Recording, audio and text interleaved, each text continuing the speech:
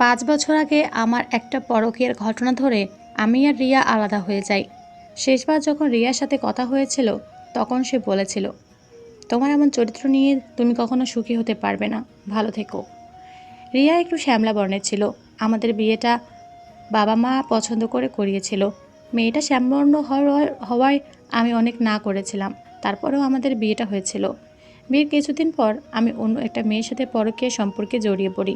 সেটা নিয়ে পরিবারের অনেক অশান্তি। সেজন্য রিয়া গোপনে অনেক কান্না করত। দুজনে দুপাশ হয়ে শুইলে তার ফুপিয়ে ফুপিয়ে কান্না করার শব্দ আমার কানে আসে।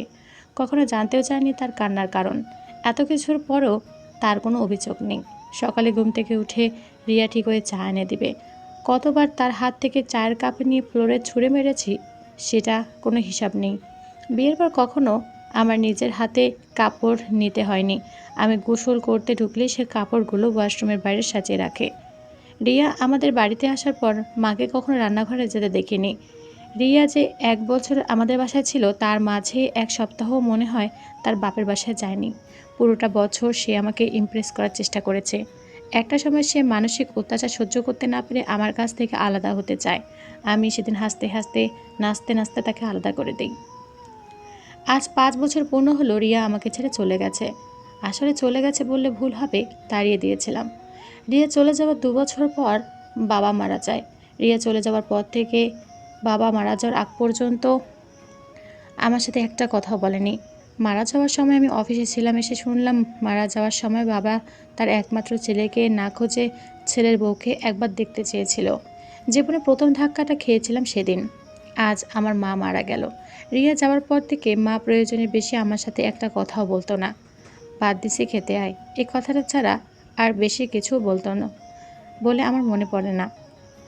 খুব বেশি কান্না পাচ্ছে যখন মায়ের আলমারিটা খুলে দেখলাম রিয়া চলে যাওয়ার পর থেকে আমার দেওয়া একটা শাড়িও মা পরেনি। কখনো বলতো না আমার জন্য কিছু লাগবে বা লাগবে না। তবুও আমি অনেক কিছু এনে দিয়েছিলাম, যেগুলো যেভাবে এনেছি সেভাবেই যখন চোখের সামনে দেখতে পাচ্ছি। আমার ওপর এতটা অভিমান নিয়ে মা পৃথিবী থেকে বিদায় নিয়েছে। মা আমার হাতের ওপর মারা গেছে। মারা যাওয়ার সময় শুধু একটা কথাই বলেছে, বাবা তুই ছিলে আমাদের একমাত্র সন্তান, তোর ভালোবাসার কমতি হবে ভেবে আমরা 2টা সন্তান নেইনি। তারপরেও আমাদের মুখের দিকে তাকিয়ে রিয়াকে মেনে নিতে পারিসনি। তোর বাবা মারা যাওয়ার আগে প্রতি রাতে শুধু এই একটা কথাই বলেই কান্না করতো, মেয়েটা অনেক ভালো ছিল রে। আমার পরকীয়া সম্পর্ক ছিল 2 থেকে 3 মাসের মতো। এই 2-3 মাস আমার কাছ থেকে মা বাবা রিয়া এবং 5-5টা বছর কেড়ে নিল। আজ বুঝতেছি ভালো থাকার মানেটা কি।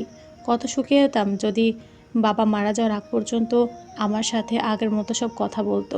কত সুখী হতাম মা যদি আগের মতো আমার বন্ধুর মতো থাকতো। কিন্তু বুঝতে পারতেছি না আজ কেন এসব ভাবতেছি। সেই 5 বছর আগে যদি ভাবতাম তাহলে আমার জীবনটা অনেক সুন্দর হতো। এখন পুরো একটা বাড়িতে আমি একা, কাউকে জড়িয়ে ধরে কাঁদবো সেই উপায়ও নেই। নিজে নিজে কান্না করছি, নিজে নিজে চিল্লাতে চিল্লাতে আকাশ বাতাস ভারী করে ফেলেছি। কিন্তু সব কিছু যেন আমার থেকে বিমুখ হয়ে গেছে। আকাশের দিকে তাকে কিছু বললে আকাশ যেন উল্টো আমাকে বলছে, সব কিছুর জন্য তুই দায়ী। আজ নিজেকে খুব বেশি অপরাধী মনে হচ্ছে। রিয়া চলে যাওয়ার সময় কথাটা যেন আজ অক্ষরে অক্ষরে সত্যি হয়ে গেল। আজ 5 বছর পর রিয়ার নাম্বারে ফোন দিলাম। ফোন দেওয়ার সাথে সাথে কলটা রিসিভ করে ওপাশ থেকে একটা বাচ্চা বলল, পাপ্পা পাপ্পা তুমি কখন আসবে? বাচ্চার কথা শুনে আমার কণ্ঠ রুদ্ধ হয়ে গেল। মুখ দিয়ে একটা কথাও বের হচ্ছে না। দূর থেকে কেউ একজন বলল, কে ফোন করেছে মা? কণ্ঠ শুনে বুঝতে পারলাম এটা রিয়া। মেয়েটা কত সুখী হয়ে গেল, বিয়ে করে বাচ্চা হলো। এখন খুব জেলাস ফিল হচ্ছে তার স্বামীর কথা ভেবে। ইচ্ছে করছে দৌড়ে গিয়ে রিয়াকে আমার কাছে নিয়ে আসি, জড়িয়ে ধরে অনেক কান্না করি, রাত দিন কান ধরে ক্ষমা চাই। কিন্তু সেটা আর তো সম্ভব না। সে এখন আরেকজনের বউ। তাছাড়া আমার মতো খারাপ একটা মানুষকে কেন সে জড়িয়ে ধরবে? ওপাশ থেকে রিয়া বলছে, দাও মা ফোনটা দাও, দেখি কে ফোন করেছে। এরপর আর কোনো কথা শুনতে পেলাম না। হয়তো আমার নাম্বার সে চিনতে পেরেছে, তাই কোনো কথা বলতে চাচ্ছে না। আমিও কেমন বোকা, তার কাছ থেকে কথা আশা করছি। তার কণ্ঠ শুনতে পেয়েছি, সেটাই তো অনেক। ফোনটা যদি তার কাছে না থাকতো হয়তো তার কণ্ঠটা শোনা হতো না। আমার মতো জঘন্য একজন মানুষের সাথে তার কথা বলা উচিত নয়। এইসব ভাবতে ভাবতে ফোনটা কেটে দিলাম। মায়ের সাথে সাথে আমার চোখ থেকে ঘুমও বিদায় নিল। বালিশে মাথা রাখলেই চোখের দোকানা দিয়ে অজস্র পানি বেরিয়ে যাচ্ছে। মুছতে মুছতে ভাবছি, শুধু কান্না নয়, এখন যদি মরেও যায় একটা লোকও নাই যে আমার জন্য দুফোঁটা চোখের পানি ফেলবে। আজ আমি এতই একা, একটা মুহূর্তের জন্য ওই পরকীয় সম্পর্কটার ব্যাপারে ঘৃণা ছাড়া কিছু মাথায় আসছে না। অথচ একটা সময় ছিল রিয়ার প্রতি ঘৃণা আর পরকীয়ের প্রতি মায়া। আজ পরকীয়ের প্রতি ঘৃণা আর রিয়ার প্রতি মায়া। সময় কত বড় শিক্ষক, আজ তা শিখিয়ে গেল। আমাকে কেউ মারেনি, কিন্তু সময়ের কাছে কি মারটাই না খেয়ে গেলাম। খুব সকালে বাড়ির কলিং বেলটা বেজে উঠল।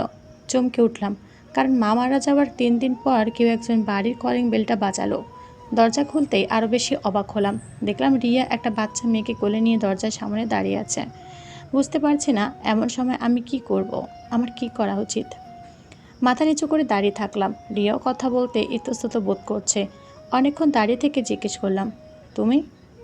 রিয়া তার কোল থেকে বাচ্চা মেয়েটাকে নামিয়ে দিয়ে বলল, মা এখানে দাঁড়াও তো, আমি আসবো সেটা আশা করনি তাই না? চোখের সামনে সেই 5 বছর আগে রিয়াই যেন দেখতে পাচ্ছি। মেয়েটার ভেতরটা যতটা নরম, বাহিরটা ততটা নরম না। সে আগের মতো, তার কথা বলার ধরন। রিয়া মেয়েটা বয়স 4 থেকে 4.5 বছরের মতো হবে। হয়তো এখান থেকে গিয়ে বিয়ে করে ফেলেছিল। মেয়েটা দেখতে একদম তার মায়ের মতো হয়েছে। আমি কিছু না বলে তার আশপাশ দেখছিলাম। সে কি একা আসছে নাকি স্বামী নিয়ে আসছে? দেখলাম তার পেছনে একটা সুটকেস ছাড়া আর কিছুই নেই। কাউকে দেখতে না পেয়ে বললাম, একা আসছো কেন? অন্য কেউ আসার কথা নাকি? আচ্ছা, আমরা কি বাইরে কথা বলবো নাকি ভিতরে যাব? আমি আমতা আমতা করতে করতে বললাম, আসো। ঘরের ভেতরে ঢুকে সে তো আগুন। কী অবস্থা করে রেখেছো ঘরটার? একটু গুছিয়েও তো রাখা যায়। এই বলতে বলতে সে আমার রুমে গোছাচ্ছে। আমি সোফায় বসে রিয়ার দিকে অপলক দৃষ্টিতে তাকিয়ে থাকলাম। আর ভাবছি মেয়েটা কত সহজ সরল। এমন একটা মেয়েকে আমি কত কষ্ট দিয়েছি। পাশ থেকে ওর বাচ্চাটা আমার দিকে আঙুল দিয়ে বারবার বলছে, মাম্মা মাম্মা। এটাকে মেয়েটা ভালো করে কথা ফোটেনি। রিয়া চুপচাপ রুম গোছাতে থাকলো। হঠাৎ খেয়াল করলাম তার হাতে আমাদের বিয়ের একটা ফটো। এটাই একমাত্র আমাদের বিয়ের স্মৃতি, যেটা বিছানার পাশে ছিল। রিয়ার চোখ দিয়ে নীরবে পানি বেরিয়ে যাচ্ছে। হয়তো বিয়ের কথা মনে পড়ছে। সাহস নিয়ে এক নিঃশ্বাসে বলে ফেললাম, রিয়া তোমার স্বামী আসেনি? সে কেমন আছে? নিশ্চয়ই সে আমার মতো এত স্বার্থপর না, তাই না? রিয়া চোখের পানি মুছতে মুছতে বলছে, হ্যাঁ, সেও স্বার্থপর। তাই তো তোমার সাথে পরকীয়া করতে চলে আসলাম। কি আমার সাথে পরকীয়া করবে? রিয়া কী বললো সব কিছু আমার মাথার উপর দিয়ে গেল।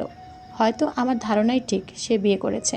কিন্তু আমার কাছে এটা পরিষ্কার যে আমাকে পরকের কথাটা ইগো দেখিয়ে বলছে। কারণ রিয়া এমন মেয়ে না। মানে সুখ জিনিসটা আমার কপালে নেই মনে করেছিলাম। আমি বিশ্বাস করতাম তোমাকে নিয়ে সুখী হতে না পারাটা আমার ভাগ্যে লেখা আছে। বিধাতা হয়তো আমার কপালে সুখ রাখেনি। তবুও আমি এই বিছানার একপাশে সারা জীবন পার করে দিতে চেয়েছিলাম। এত কিছুর পরও আমি নিজে কান্না করে আমার দুঃখগুলো ঢেকে রাখার চেষ্টা করেছিলাম। যেদিন আমি রাগের বশে চলে যাব বলেছি আর তুমিও আমাকে আটকালে না, সেদিন মনে করেছিলাম আমার জীবনের শেষ দিন। কিন্তু আমার হায়াত ছিল তাই বেঁচে গেছি। তোমার কি মনে আছে একদিন প্রচণ্ড ঝড় বৃষ্টি হচ্ছিল? বিয়ের পর তুমি আমাকে স্ত্রীর মর্যাদা দিয়েছিলে শুধুমাত্র সেদিন। হয়তো তুমি অবচেতন মনে ছিলে। যাই হোক, সেই রাতের ফসল হচ্ছে আমার মেয়েটা। যেদিন এখান থেকে চলে যাচ্ছিলাম সেদিন আমি আমার বাসা যাইনি, গিয়েছিলাম সুইসাইড করতে। কিন্তু আমার মেয়েটা সুইসাইড করতে দেয়নি। আমার মনে হলো পেটের ভেতর থেকে সে বলছে, মা আমি কোনো অন্যায় করে নিয়ে আমাকে মেরো না। এইসব ঘটনা আব্বা শ্বশুর জানতো, কিন্তু আমি বারণ করেছিলাম তোমাকে কিছু বলতে, কারণ আমি জানি তুমি আমার প্রতি দয়া করো। আমি চেয়েছি তুমি আমাকে ভালোবাসো। আমি চেয়েছি তোমার মাঝে অনুশোচনা বোধ সৃষ্টি হোক।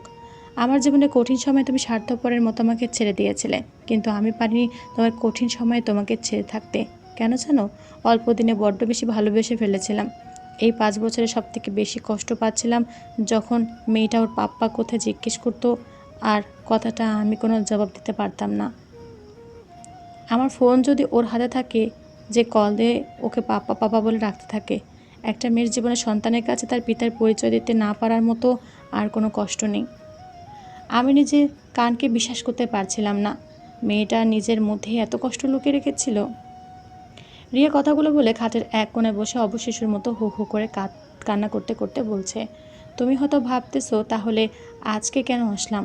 কারণ গতকাল তোমার ফোন পেয়ে বুঝেছিলাম তোমার মতো স্বার্থপর একটা মানুষ কখনো কোনো কারণ ছাড়া ফোন দেবে না। মা বাবার দুজনের মৃত্যুর খবর আমি শুনেছি। তারপর আমি তোমাকে দেখা দেইনি, কারণ তোমার মধ্যে অনুশোচনা বোধ না আসলে কখনো ভালোবাসার আসল অর্থটা তুমি বুঝতে না। মেয়েটাকে কোলে নিয়ে রিয়ার সামনে গিয়ে বললাম, আমার মেয়েটার নাম কি রেখেছো? সে নিচের দিকে তাকিয়ে আছে, স্পষ্ট দেখতে পাচ্ছে তার চোখের পানি টপ টপ করে নিচে পড়ছে। আমি পাশে বসে ওকে জড়িয়ে ধরতে চাইছিলাম, কিন্তু সে এমন জেদ ধরে বসে আছে, তাকে কোনোভাবে ধরতে পারছি না। খুব বেশি জোর করে তাকে জড়িয়ে ধরে বললাম, আজকে বেশি কেঁদে নাও, এরপর কখনো এই চোখে পানি আসতে দেব না। ভালো কিভাবে বাঁচতে হয় সেটা তুমি আমাকে শিখিয়েছ, এখন ভালোবাসার পরীক্ষাটা আমি দেব।